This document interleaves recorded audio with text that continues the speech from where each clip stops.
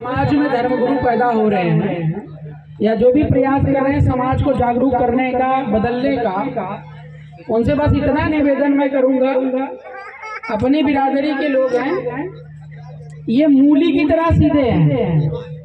अगर जरा सा झटका मारोगे खड़ा से टूट जाते हैं। समझ रहे हैं ना? इनके अंदर लचीलापन नहीं है। अगर वो लचीले नहीं हो पा रहे हैं तो आप लचीले हो जाइए और पहले उनको अपना बनाइए। जैसे थोड़ा सा मैं उदाहरण बता दूं कि अगर दारू पीने वाले व्यक्ति को आपने सीधे बोल दिया कि दारू पीना स्वास्थ्य के लिए हानिकारक है, तो वो आपसे नाराज हो जाएगा। नाराज हो जाएगा ना? बोलिए। तो एक दिन उसके साथ बैठकर जब आप पिएंगे तो आपको अपना सच्चा दोस्त मान लेगा। तो आपको बदलने के लिए अगर तो घूंट मुझे पीनी पड़ जाए तो वो दारू हमें नुकसान नहीं करेगी, क्योंकि हमारा आत्मविश्वास, कॉन्फिडेंस है दारू पीने का नहीं था, आपको बदलने का था। जब आपने मुझे अपना दोस्त मान लिया तो मैं दारू पीने की आदत आपके साथ छोड़ूंगा, तो मैंने ठान लिया है। लेकिन धीरे धीरे धीरे धीरे एक इंच जो है हमने काटना शुरू किया तो आप छोड़ देंगे। एक दिन में नहीं, 10 दिन में, 20 दिन में छोड़ देंगे। लेकिन डायरेक्ट आप बोलेंगे किसी बात को तो कोई भी बुरा मान जाएगा, मैं भी मान जाता था। लेकिन जब से थोड़ा जानने समझने लगा, समाज को समझा, तो सोचने समझने की जब क्षमता बढ़ी तो ये बात समझ में आई। और इसीलिए हम अपने पुरखों की बात, अपने महापुरुषों की बात को सॉलिड तरीके से रख नहीं पाते हैं। इसलिए मेरा जितने भी सामाजिक शुभचिंतक हैं जो अपने इतिहास भूगोल को बता रहे हैं रातों दिन, उनसे मेरा निवेदन यही है कि पहले बिरादरी के नाम पे उन्हें जोड़ो, सुख दुख में उनके साथ खड़े रहो। उसके बाद जब आपकी दिनचर्या को वो देखेंगे कि इनका चाल चलन, उठना बैठना कैसे है, तो ऑटोमेटिकली वो कल को बदलेंगे। लेकिन जबरदस्ती बदलने का प्रयास मत कीजिए।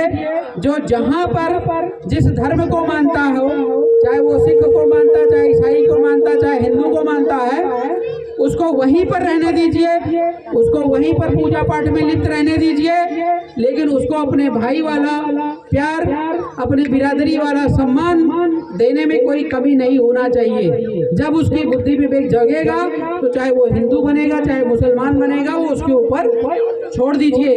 लेकिन जबरदस्ती कभी मत करिए, क्योंकि धर्म की बीमारी, ऐसी बीमारी घुस गई है हमारे देश और समाज के अंदर। अगर आपने जरा सा कुरेदा तो लाठी, डंडा और तलवार तक चल जाएगा। हिंदू मुस्लिम की लड़ाई आप देख रहे हो, तो हमें हिंदू मुस्लिम की लड़ाई में बिल्कुल नहीं पड़ना है।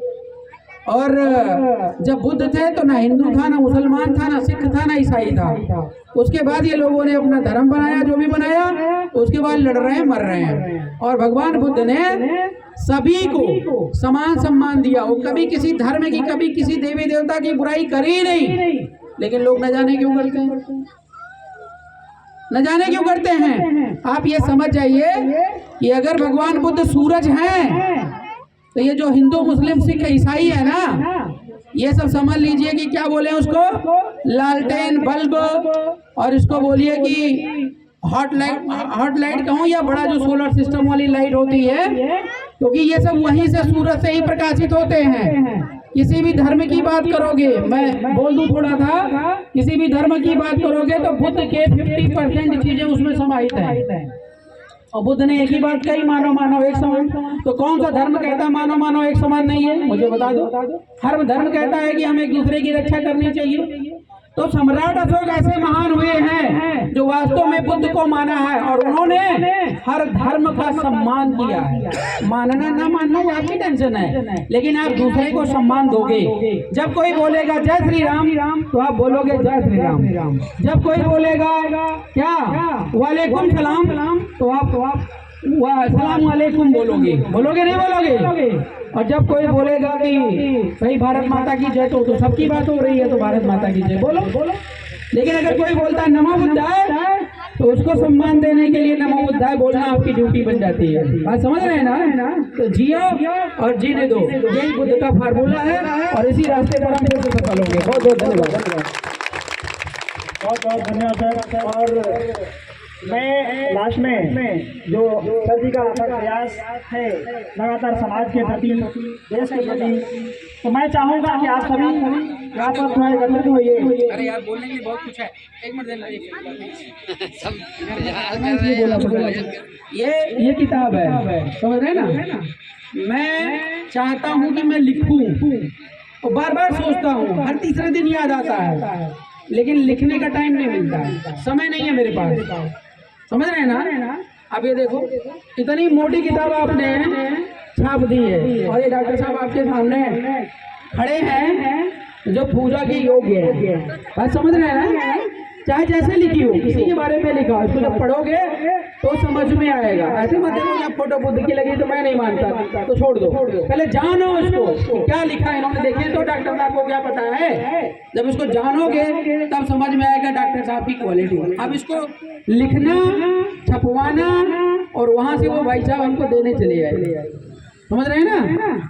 तो ये हर घर में होनी चाहिए मेरे हिसाब से। और इसकी लागत अगर 500 रुपये आई है तो इसको हम कहेंगे 600 रुपये दे करके खरीदो, 100 रुपये एक्स्ट्रा आप सर को दीजिए, ताकि ये और किताब छपवा करके इसको बनवा सके।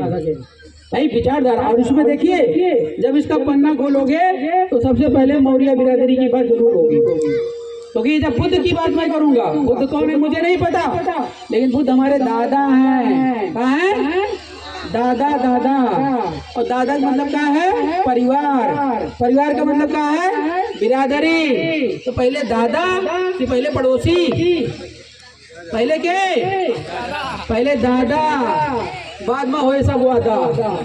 हैं? जय सम्राट अशोक, भारत माता के। सर के तरफ से सर को किताब भेंट किया जा रहा है, तो सर तालियों के साथ